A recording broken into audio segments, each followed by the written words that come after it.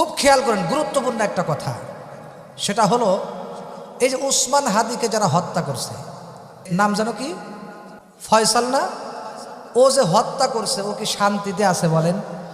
অশান্তিতে আছে না? ওর পরিবার হুদ্দা অশান্তিতে আছে। আমি তোমাকে বলতে চাই, তুমি যে হত্যা করলে এখন বাহিরে পলাইছো কেন? তুমি যদি এতই সাহসী হও, মেরে বাংলাদেশে থাকতা। এই ছাগল, তুই পলালি কেন? ঠিক কিনা? পলাইলা কেন? তোমার জীবন শেষ। বাংলাদেশে যদি শান্তিতে পরিবার নিয়ে থাকতা কত ভালো লাগতো।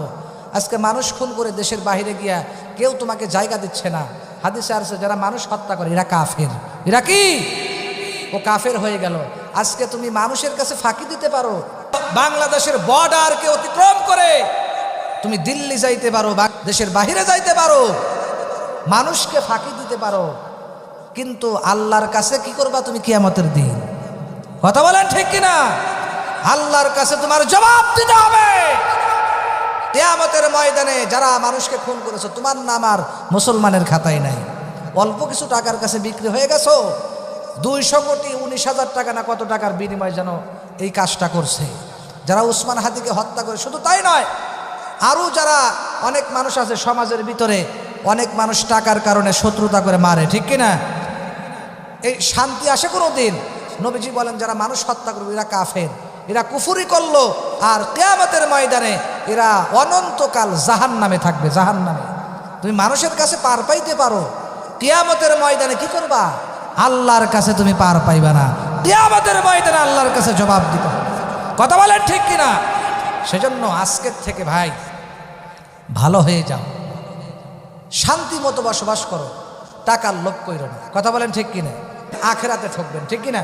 আর আপনি যদি আপনার সন্তানকে হাফেজ আলেম বানান, আর বর্তমান মাদ্রাসাতে আরবির পাশাপাশি বাংলা ইংরেজি অঙ্ক পড়ানো হয় কিনা? হয় কি হয় না বলেন? হয়, কিন্তু সব দিক দিয়ে ইনশাআল্লাহ স্মার্ট করে, সব দিক দিয়ে যেন বাচ্চারা মানে স্মার্ট থাকতে পারে, শিখতে পারে। মাদ্রাসাগুলোতে এই পরিবেশগুলো হয়েছে কি হয় নাই বলেন? অনেক মাদ্রাসাগুলোতে ইনশাআল্লাহ হয়ে গেছে। আল্লাহ তাআলা তৌফিক দান করুক, সেজন্য শিশুদেরকে দিন শিক্ষা দিবেন, কোরআন শিক্ষা দিবেন। এমন বানায়েন না যে বড় হওয়ার পরে, বড় মিয়া হওয়ার পরে আপনাকে বৃদ্ধাশ্রমে রাইখে আসে। কথা বলেন ঠিক কিনা? এই পৃথিবীতে দেখছেন কোনোদিন কোনো আলেমের মা বাবাকে বৃদ্ধাশ্রমে রাইখাইছে? দেখতে পারবেন কোনো হুজুর হাফেজ আলেমের মা বাপকে বৃদ্ধাশ্রমে রাইখাইছে? দেখছে? অথচ বেতন কমও আছে বেশিও আছে, ঠিক আছে না? এরপরে রাইখা আসে নাই। আর বর্তমানে যারা বৃদ্ধাশ্রমে আছে দেখেন গা, বেশিরভাগ বড় লোকের মা বাবা, টাকাওয়ালাদের মা বাবা। ঢাকা শহরে গাড়ি বাড়ির অভাব নাই, ফ্ল্যাটের অভাব নাই, আরে চাকরি বাকরির অভাব নাই, টাকা পয়সার অভাব নাই। অফিসার, আপনার জিএম, এরপরে কি বলে প্রফেসর, এরপরে আপনার জেনারেল শিক্ষিত, অনেক শিক্ষিত, আমেরিকা থাকে, দেশের বাহির থেকে আপনার ডিগ্রি নিয়ে আসছে। আপনি ওই যে দেশের বাহিরে টাকা দিয়ে দিয়ে পড়াইছেন, আমার ছেলে মানুষ হোক, আমার ছেলে মানুষ হোক। আপনি আর আলেমদেরকে তুচ্ছ করেছিলেন, আর ওই কি বলে ছেলেকে খুব গর্ব করে পড়াইছেন, আমার ছেলেকে দেশের বাহিরে ডাক্তার বানাবো, ইঞ্জিনিয়ার বানাবো, এত কিছু বানাইছেন। দেখেন শেষ পর্যায়ে আপনাকে কোথায় রাইখেছে? যে এমন শিক্ষা দিলেন, এমন জ্ঞান অর্জন করলো যে মা বাবাকে বৃদ্ধাশ্রমে শেষ মতো রাইখে। তাহলে এই শিক্ষার দাম আছে। সেজন্য আজকের থেকে শিশুকে কোরআন শিক্ষা দেন। আপনি ডাক্তার বানাইতেও চান, কমপক্ষে আগে ছেলেটাকে কোরআন শিক্ষাটা দেন।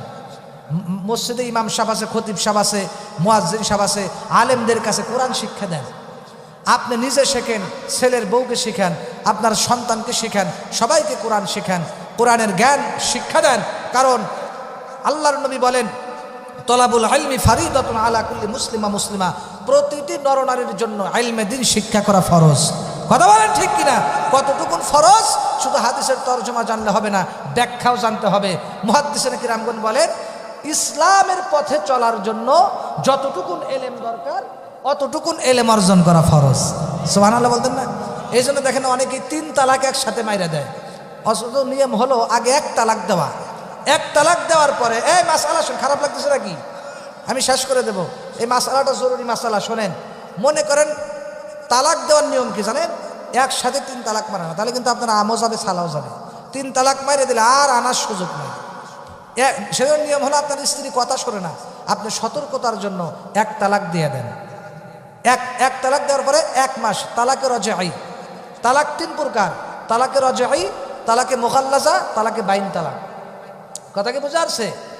তো প্রথম যে তালাকটা, এই 1 নম্বর তালাক আপনি দিয়ে দেন। তালাক দেওয়ার আমি আপনাদেরকে তালাক দেওয়ার কথা বলতেছি না। যদি কারো স্ত্রী একেবারেই বছরের পর বছর সীমা লঙ্ঘন করেই যাচ্ছে, আপনি বলেন ডানে চলো হে চলে বাই, কথাই শোনে না, একবার মানে ওই পর্যায়ে চলে গেছে, তখন আপনি 1 তালাক দেন। 1 তালাক দিলে কি হয়? 1 মাস মেয়াদ থাকে। 1 মাস পরে যদি স্ত্রী বুঝ পায়, যদি ভুল সংশোধন বুঝতে পারে, ভুল বুঝতে পারে, যদি ফিরে আসে, তাহলে আপনি আপনার ওই স্ত্রীকে গ্রহণ করতে পারবেন। ভালো হইতে পারে, খারাপও হইতে পারে। এরপরে যদি 1 তালাকের পরেও যদি সাইজ না হয়, আরো বেসাইজ হয়ে গেছে, কথা বলছেন কি, তাহলে ইসলাম বলে তুমি আর 1 তালাক দাও। আর 1 তালাক দেওয়ার পরে আরো 1 মাস অপেক্ষা করেন। এরপরে বলে আপনি বিছানা আলাদা করেন 1 মাস। এই 2 নম্বর তালাক দেওয়ার পরে আরো 1 মাস অপেক্ষা করলে আপনি 2 মাস তাকে সময় দেন। ভালো তো হইতে পারে, ঠিক কিনা? হাই হাই রে, আমাকে তালাক পর্যন্ত বলছে, আমার ভালো হওয়া লাগবে। আর কপালে যদি ওই কুত্তার মতোই লেখা থাকে, ও তো আর ভালো হবে না, ঠিক আছে না? বুঝতে, ও যদি কুলাঙ্গার হয়ে থাকে, শয়তান হয়ে থাকে, আর এক স্বামীর যদি ভাত খাইতে চায়, তাহলে ও তো আর কি বলে, ও তাহলে আর তো ওর দ্বারা সম্ভব হবে না। তাহলে আপনি যদি দেখেন যে 2 তালাকের পরেও সম্ভব না, তাহলে তাকে 3 তালাক মারিয়ে দিবেন, এবার শেষ। কথা বলেন ঠিক কিনা? মাসআলা মনে না থাকলে আলেমদের থেকে জানিয়ে নেবেন, ঠিক আছে? আলেম আছে, মুফতি মুহাদ্দিস আছে, এদের থেকে আপনারা মাসআলা জেনে নেবেন। সংক্ষেপে আমি টাচ দিয়ে গেলাম। বলেন তো দেখি ভাই, এই মাসআলাগুলো আমাদের জানা দরকার আছে না নাই? বেশিরভাগ ছেলেরা না বোঝার কারণে একসাথে 3 তালাক মারে। একদিন আইসা একজন বলতেছে, হুজুর, হাই হাই হুজুর, হাতে পাই ধরে মাপ চাই, 3 তালাক আমি দিয়ে ফেলাইছি রাগের মাথায়, যে কোনোভাবে একটা ব্যবস্থা আপনি করে দেন। বললাম 3 তালাক মারছো, তোমাকে কি জ্ঞান দরকার? হাজিল কোথাকার, আর কোন কাম পাও নাই, মাসআলা না জানার কারণেই তো। কথা বলেন ঠিক কিনা? এবার 2 তালাক দেওয়ার পরে কি করবেন? 2 তালাক দেওয়ার পরে আপনি আবার 2 মাস পরে ভালো, হ্যাঁ আমি ভালো হয়ে গেছি, আর এদিক সেদিক করবো না, তাহলে আপনি নতুন করে আবার কাবিল করে বিয়া পড়াইয়া আবার নিয়ে আসেন, সংসার করেন, জায়েজ আছে, হিলামিলা দেওয়া লাগবে। কথা কি বুঝাইতে পারছি? তাহলে বলেন আরো অনেক মাসআলা আছে, অনেক পোলাবান আছে জানাজার নামাজে দাঁড়ায়, খালি লাভ দিয়ে জানাজা, কোথায় জানাজা, কোথায় জানাজা, লাভ দিয়ে চলে যায়।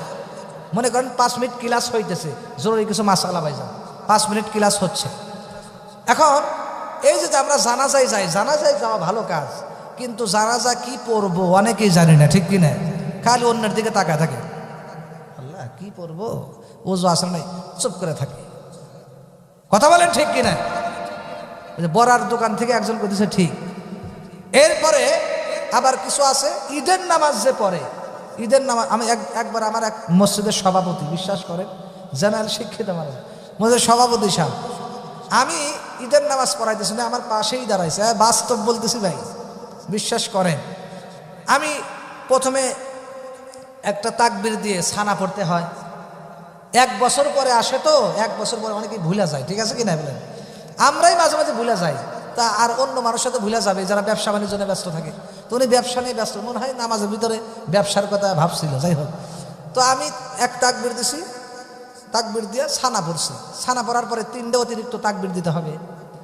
3টা তাকবীর দেওয়ার পরে এবার উনি কি করছে, আমার সাথে তাকবীর দিছে। এরপরে আমি নামাজ পড়ছি, রুকু করছি। দ্বিতীয় রাকাতে গিয়া রুকুতে যাওয়ার আগে আরেকবার 3টা তাকবীর আছে না, 3 তাকবীর দেওয়ার আগে আমি যখন তাকবীর দিছি, বিশ্বাস করেন উনি ডাইরেক্ট 1 তাকবীরে একেবারে রুকু সিজদায় চলে গেছে। আমি দেখতেছি যে সভাপতি সাহেব আমার পাশে, আমি আল্লাহর রহমত, আমার হাসি আসে নাই। সবসময় তো মানুষের মিজাজ এক থাকে না, ঠিক আছে না? আমার পিছনে শত শত মানুষ, প্রায় 1000-এর মতো। আমি মনে করি আল্লাহ, এই শালা মনে হয় গাঁজা খাইছে আজকে, এ করলোটা কি রে, সভাপতি হয়ে এই কাজ করছে।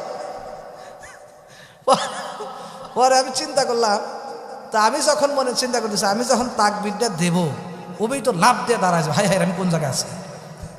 এবার আমি যখন তাকবীর 2 নম্বর তাকবীর দেওয়া শুরু করছি, তাও ওঠে না উনি। আর একটা তাকবীর দিছি, এখন 3টা তাকবীর দিয়ে শুরু করতে যাই, ঠিক আছে না?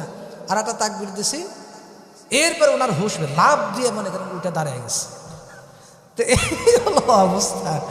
তো এজন্য মাসআলাগুলা, এবার ওযুতে কয় ফরজ, অনেক কিছু জিজ্ঞেস করি, ওযুতে কয় ফরজ জানবো না, গোসলে কয় ফরজ অনেকেই জানে না। হ্যাঁ ভাই, হাতে ভাই ধরে বলছি, ভাই আমি 5টা মিনিট সময় চেয়ে নিলাম, কষ্ট নিয়েন না। এখন যদি বলি অজুতে কয় ফরজ, অনেকেই বলতে পারবে না। বিশ্বাস করেন, অজুর ফরজ যদি কেউ আদায় না করে তার নামাজই হবে না, তার গোসলই হবে না। ঠিক কিনা বলে? অজুতে 3 ফরজ। কয় ফরজ? কি কি ওটা আপনি ইমাম সাহেবের কাছে জানেন, আমি এত ব্যাখ্যা আজকে দিতে পারবো না। এত মনে রেখে, অজুতে 3 ফরজ, গোসলে 3 ফরজ। গোসলে কয় ফরজ? 3 ফরজ। আর অজুতে 4 ফরজ। এটা হলো ইমাম আবু হানিফা রাহমাতুল্লাহির মতে। অজুতে 4 ফরজ, এরপরে তায়াম্মুমে 3 ফরজ।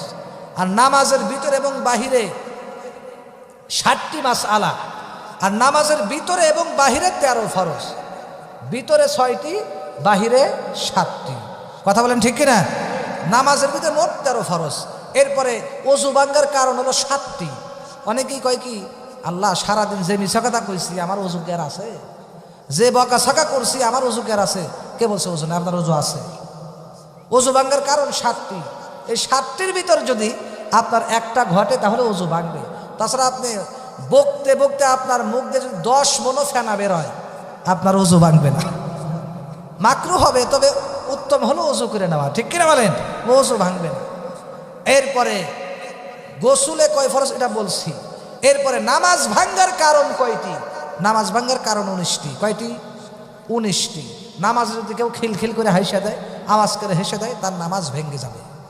কথা বলেন ঠিক কিনা? আরও অনেক মাসালা আছে। নামাজে অশুদ্ধ পড়া, নামাজের ভিতর কথা বলা। একদিন এক জায়গায় নামাজ পড়তেছি, জুমার নামাজ, মানে সাধারণ মানুষ বাসা থেকে ফোন দিছে, আমার পাশেই দাঁড়াইছে ভাই, বিশ্বাস করেন। বাসা থেকে ফোন দিছে, জুমার নামাজে উনি দাঁড়াইছে, 1ম রাকাত, কল দিছে। উনি নামাজের ভিতরে কল ধরে, হ্যালো আমি নামাজে আছি, রাখো। নামাজ হবে? নামাজ ভেঙে গেছে। সেজন্য এই মাসআলাগুলো আমাদের জরুরি মাসআলা, এগুলো আমাদের জানতে হবে। সেজন্য আল্লাহর নবী বলেন যে তোমরা না, অর্থাৎ প্রত্যেকটা নরনারীর জন্য মহিলাদের পর্দা কি পরিমাণ, কিভাবে পর্দা করতে হবে, পর্দা কিভাবে করতে হবে, নামাজ কেমনে পড়তে হবে, আপনারা কেমনে নামাজ পড়বেন, কিভাবে চোখের হেফাজত করবেন, কিভাবে চলবেন, কিভাবে ব্যবসা বাণিজ্য ভালোভাবে করবেন, মানুষের সাথে কীভাবে কথা বলবেন, আমল কিভাবে করবেন, আমাদের কোরআন হাদিস থেকে সঠিকভাবে জেনে নেওয়া দরকার আছে না নয়? আমরা সুন্দরভাবে কোরআন হাদিস থেকে, হক্কানি আলেমদের থেকে আমরা জেনে নেব। আল্লাহ পাক আমাদের সকলকে আমল করার তৌফিক দান করুক। সকলেই বলেন আমিন। আল্লাহ আমার মা বোনদেরকে তুমি কবুল করে নাও, এখানে যারা আছে সবাইকে কবুল করে নাও, জোরে কোন আমিন। বিশেষ করে বালিয়াটি মরহুম হযরত আলীর ছেলে মোহাম্মদ শফিকুল ইসলাম ভাই, তার বাড়িতে আজকে মাহফিল। আমার শফিকুল ইসলাম ভাই, ইনি আজকে চমৎকার একটা মাহফিলের আয়োজন করেছেন। আমরা সকলেই মিলে কি জন্য করেছেন আমরা অনেকে আলহামদুলিল্লাহ জানি, ঠিক কি না? ওনার মনের খবর আল্লাহই ভালো করে জানে। তবে আমি এতটুকুন বলি, তার আব্বা দুনিয়াতে নাই। বিশেষ করে তার আব্বার রুহের মাগফিরাত কামনায় আজকের এই মাহফিল, এবং তার আম্মা দুনিয়াতে বেঁচে আছেন। আপনারা সকলেই দোয়া করবেন। আম্মাজান যারা আছেন, মা বোনেরা যারা আছেন, আপনারাও দোয়া করবেন। আল্লাহ তাআলা যেন শফিক ভাই যে উদ্দেশ্যে, যে নিয়তে আজকের এই মাহফিল দিলেন, শফিক ভাই এবং তার পরিবারের সকলের মনের নেক আশা যেন আল্লাহ পূরণ করে। বলেন আমিন। আজকের এই মাহফিলকে যেন আল্লাহ কবুল করে নেয়। সকলে বলেন আমিন। আল্লাহ এই মাহফিলকে হেদায়েতের জরিয়া হিসেবে কবুল করুক। সকলে বলেন আমিন। এই মাহফিলকে আল্লাহ কবুল করুক। সকলেই কোন আমিন।